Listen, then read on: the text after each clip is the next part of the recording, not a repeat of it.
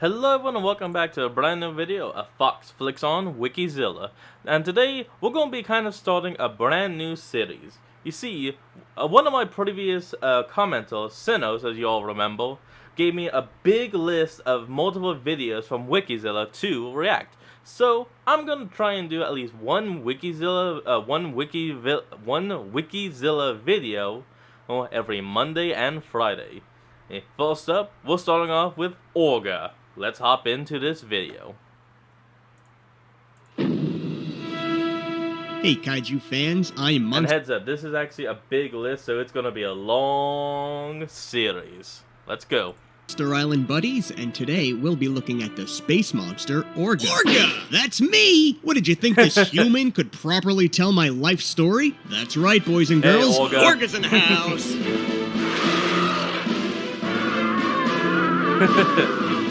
I kind of like him. I was Godzilla's first kaiju opponent of the Millennium series, appearing at the end of the 1999 film Godzilla 2000 Millennium. Born when Millennium aliens absorbed Godzilla's DNA, including Organizer G1, into their collective form, I was a strapping young lad with Godzilla's strength and regenerative powers at my command. Of course, since I had just come into existence, I had a bit of trouble against Earth's mightiest monster. I survived as long as I did, mostly by spamming the heal button. Throughout the fight, I tried to absorb more of Godzilla's DNA to become a perfect clone. Nice. That could have gone better. After my big screen debut, I scraped by with a few roles in video games and comics until Toho finally came to their senses and gave me a cameo in the beginning of Godzilla Planet of the Monsters. The prequel novel, Monster Apocalypse, goes into more detail about that incident, which is just another reason to write your senator to demand an official translation. Why not? Talking about my behind-the-scenes creation sort of strains the plausibility of this crossover, but hey, it's part of the format. Illustrators, including Shinji Nishikawa, Yasushi Terasawa, and Hideo Okamoto, submitted a number of radically different preliminary concept designs for me. According to Okamoto, one early idea was a humanoid monster similar to Gyra, but with grotesque, abnormally large hands and arms. These were carried over into my final design in the form of my magnificent three-fingered claws. Ultimately, special effects director Kenji Suzuki approved an approximately 30-centimeter tall clay maquette as the basis for my Phase 1 form instead. My mouth and Phase 2 form were both based on concept art by Nishikawa. The basic design of the Amalgam Millennium came from Kenji Suzuki, who requested that the character resemble a space octopus. Torisawa and Nishikawa answered the call, though Nishikawa's design would ultimately win out. While my Millennium stage was portrayed entirely through CGI, a large cutout of its concept art served as a stand-in dummy prop for fine-tuning camera angles during filming.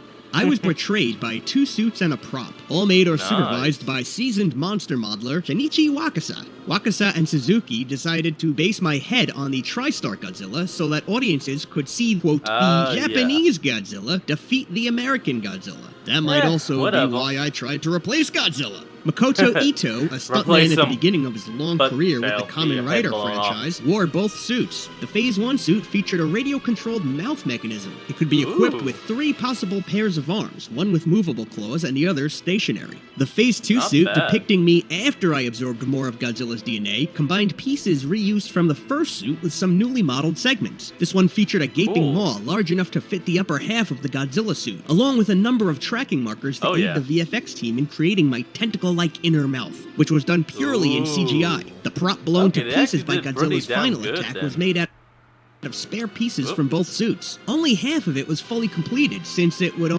Oh, hold on folks, looks like this video is a little much. Gotta pause and let it load. And we're back. Only be filmed from one angle. Unlike the actual suit, the prop also featured a fully molded piece from my mouth. Also, since I was the result of a freak mutation, my body is bilaterally asymmetrical, meaning my right and left sides are completely different. I was originally a group of individual Millenniums, aliens who had fled their distant home planet following a sudden crustal deformation. They embarked on a long journey through space in a solar-powered ship, which was only able to house a couple hundred individuals. At one point, they discarded their bodies and transplanted their consciousness into a special fluid, becoming one collective entity. Eventually, I'm using we now, crash landed in the Pacific Ocean, sinking to depths the sun rays couldn't reach, and went dormant for 60 million years. Reawakened after a submarine shined its lights on us, our UFO flew off looking for genetic material to make our form stable and allow us to adapt to Earth's atmosphere. Once we discovered Godzilla, we decided that he was the ideal vessel to establish a 1,000-year kingdom on this planet. Our scanners detected Organizer G1 in his cells, which granted him incredible regenerative powers. Godzilla escaped from us during our first encounter, but we were able to extract his DNA in Tokyo after dropping a building on top of him. Combining our biomass into a single physical form, we emerged from the UFO, unprepared for the volatile properties of Godzilla's DNA. So we mutated into me!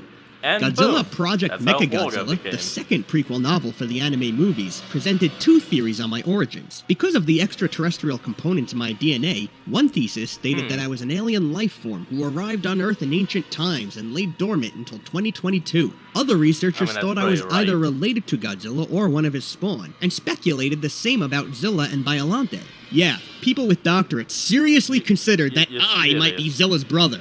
No wonder they had to flee the planet. For 20,000 years. Moments after I was born, I faced a challenge from an enraged Godzilla. Even with command of the Millennium UFO, I couldn't overcome the power of the King of the Monsters. However, my healing factor meant that Godzilla was unable to deliver a killing blow, as I instantaneously regenerated from every wound he inflicted. Once I closed the distance, I bit Godzilla and drained more of his DNA, gaining the green, scaly texture of his skin. As a last resort, I unhinged my jaw and attempted to consume Godzilla whole, a process I believed would finally turn me into a perfect clone of my enemy. As I engulfed him head first, I began mutating further, sprouting replicas of his huge purple dorsal plates. He retaliated by emitting a powerful burst of atomic energy, and not the fun kind, while inside me, obliterating the entire upper half of my body. What was left of me fell over and crumbled into dust. While watching the battle from afar, journalist Yuki Ikenozi commented, "Boy, that's ironic. It woke up after 60 million years, and then Godzilla destroyed it the very next day." I was one of the many monsters to menace the world in the 21st century, attacking Ankara, the capital of Turkey. As explained in Monster Apocalypse, I arrived in Izmir, the site of a massive African refugee camp, on May 11th, 2022. After the military killed me in Ankara, talk about humiliating, the Turkish government gave an official death toll of 1.15 million. However, had they included refugee deaths, the number would have been over 10 million. That begs the question, were they trying to make themselves look better, or me look worse? Even Kamakuras managed to kill 2.5 million back in '99. My signature attack is a yellowish blast of energy from the cannon housed in my shoulder, or above my head in the manga. Various awestruck sources call this the wave motion beam, shoulder cannon, pulsating plasma bullets, or most prominently, destructive motion attack. It sent Godzilla hurtling backwards the only time I used it. And the Millennium UFO I'm able to heal at a speed greater than even Godzilla. Damn it, it's doing it again. I'll see all of you in a moment. We're back and ready to continue on with the abilities. Godzilla, regenerating from injuries almost as soon as I receive them. But it's not perfect, like Godzilla's comparatively slower healing factor. I couldn't regrow my shoulder cannon after he blasted it away. As I'll explain later, this ability is a bit more dramatic in Rulers of Earth. I can absorb an opponent's DNA through my teeth, slowly changing into a copy of them in the process. Unhinging my jaw and swallowing them whole speeds things up. Hey, wait, I just thought of something. Orgo can gain the attributes or abilities of what it eats. You know who else can do that? Kirby! Orgo is Monster Kirby! Wabam! Oh, it's not the greatest strategy against, for example, monsters with breath weapons. The Millenniums use telepathy to pilot a ship, hack computers, transmit messages onto dramatically positioned screens, and lasso Godzilla with underground cables. My own telepathic ability, as Orga, has the fancy name of Super Psychokinesis. This grants me total control over the Millennium UFO, with which I can perform a super telekinetic attack. Basically another cool name for how I use the UFO as a battering ram or shield to deflect Godzilla's atomic breath. I mean, that's all it is. I can leap up to 100 meters in the air, with a vertical distance of up to 300 meters. I used this ability to distract Godzilla while my UFO rammed him from the side. Some might say that I am slow and inexperienced, but I've got more strength than I know what to do with. One of my uppercuts dazed Godzilla, leaving him open to the destructive motion attack. In Pipeworks Godzilla games, I basically become a professional wrestler. My moves consist of heavy melee and grappling attacks. Did you just grab him by the balls? Massive hands to pummel and manhandle monsters. I can also temporarily stun my opponents by spitting green globs at them. This move is called Plasma Spit in Godzilla Destroy All Monsters Melee, and Paralyzing Goo in Save the Earth and Unleashed. My rage attack in the first 2 games is called Berserk and Shoulder Cannon Overload, respectively, and is pretty much self-explanatory. Sounds cool. We're back. I have pretty much the same role in the Godzilla 2000 manga adaptation by Mondo Takemura as I do in the movie, with one big change. I'm a lot scarier. Instead of just unhinging my jaw and letting Godzilla charge headfirst into my mouth, I tried to swallow him by transforming into a giant Godzilla-faced blob. It still didn't work. Oh, and you still got your ass handed to you. And damn it, we just had an ad, but now we gotta do this.